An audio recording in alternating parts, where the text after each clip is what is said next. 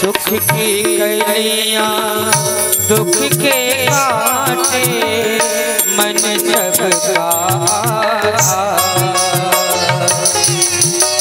सुख की कलियां दुख के काटे मन सबका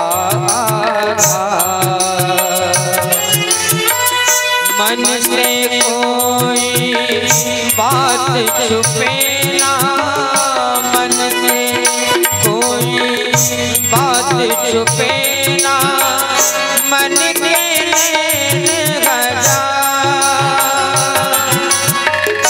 जग से जागे भाग ले कोई जग से जागे भाग ले कोई मन से भाग न पाए तोरा मन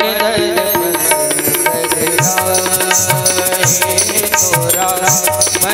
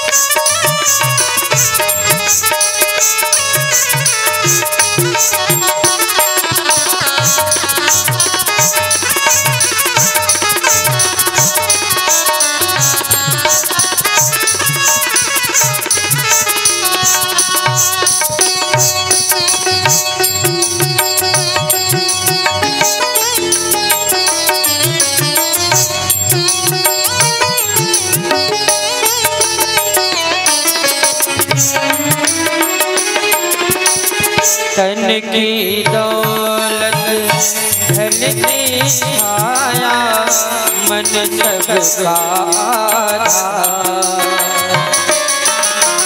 तन की दौलत धन की छाया मन का धन अनमोल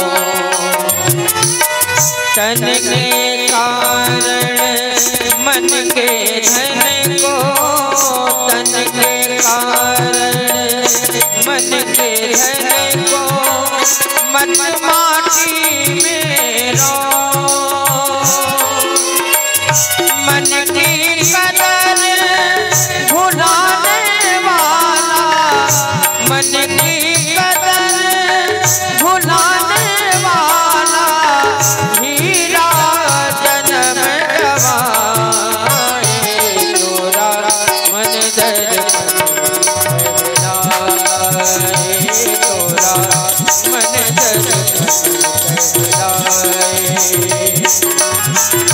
भले बुरे सारे कर्मों को भले बुरे सारे कर्मों को देखे और सिखाए, तोरा मन दर्पण कहलाए, तोरा मन दर्पण कहलाए।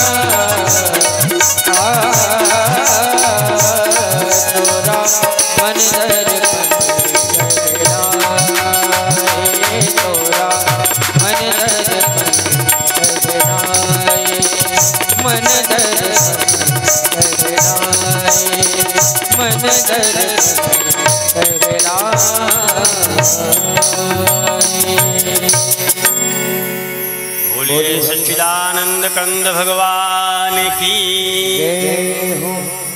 और कथा के अंत में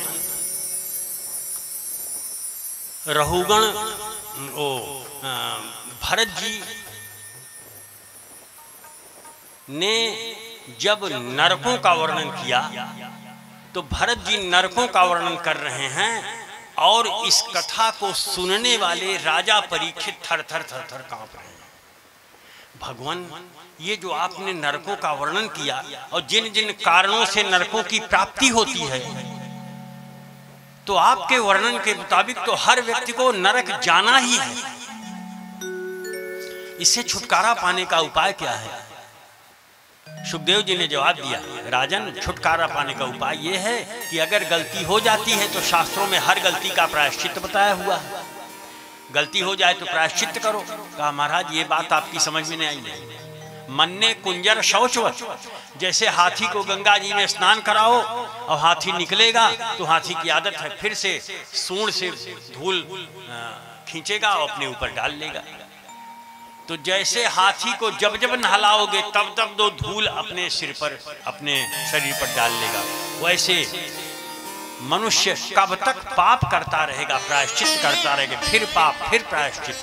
भगवान, इसका कोई अचूक उपाय है कि नरक जाने से बचा जाए? तो अजामिल की कथा के माध्यम से भगवान के नाम की महिमा का महात्म्य सुखदेव जी ने बताया। इसके पश्चात कथाक्रम में राजा चित्रकेतु, और फिर वही अगले जन्म में गंधर्व राज चित्रकेतु हुआ।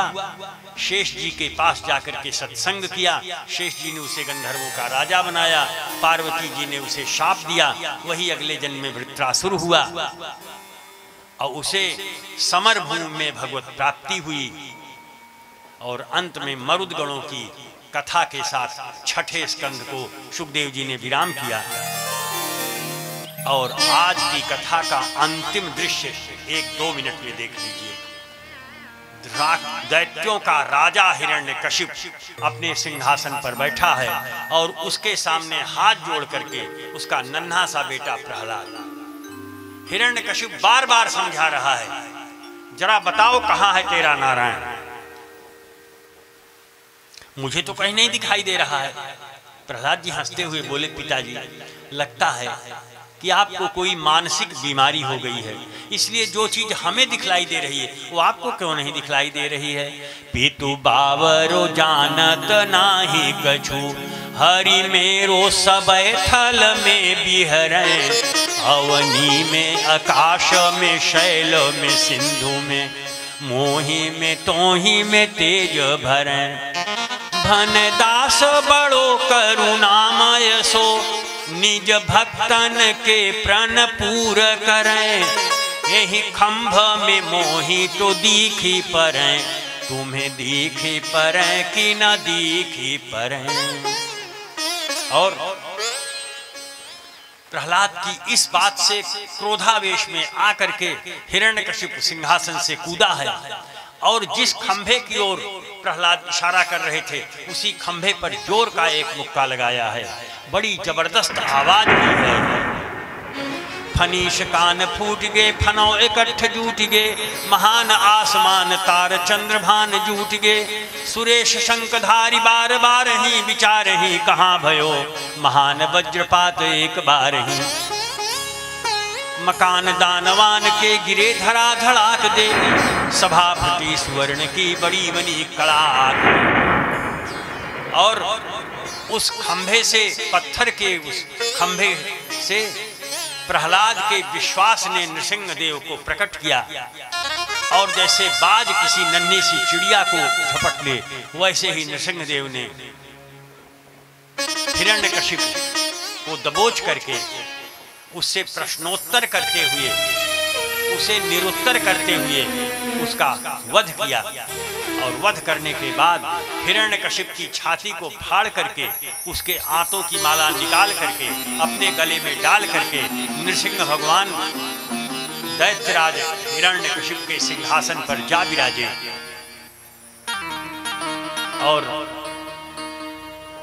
अब प्रश्न ये उठता है कि भगवान की आदत है कि भगवान किसी के जूठे वस्त्र को पहनते नहीं, किसी के जुठारे हुए भोजन को छूते नहीं, किसी के बैठे हुए सिंहासन पर बैठते नहीं। फिर सारे नियमों को तिलांजलि दे करके जिस सिंहासन पर दैत्यराज हिरण्यकशिप हजारों वर्षों तक बैठा, उसके बैठे हुए पाप के संस्कारों से युक्त सिंहासन पर भगवान बैठे क्यों?